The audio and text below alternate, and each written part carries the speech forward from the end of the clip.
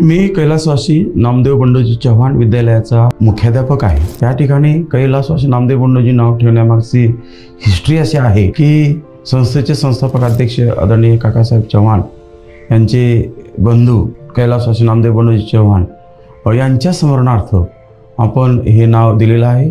त्यांच्या चांगल्या आठवणी स्मरणात राहाव्या आणि त्यांच्या नावाने एक ज्ञानाचं जे कार्य आहे सतत चालू राहावं, हा एकमेव उद्देश या ठिकाणी आहे। ज्ञान, विज्ञान आणि अध्यात्म याची सांगड घालून संस्थेचे संस्थापक अध्यक्ष काकासाहेब चव्हाण यांनी गेली 25 वर्षे ज्ञानाचं जे कार्य चालू ठेवलेलं आहे हे पुढील अनेक शतकं असंच चालू राहावं। मलाही अभिमान वाटतो की या संस्थेमध्ये मी एक चांगलं कार्य करत आहे।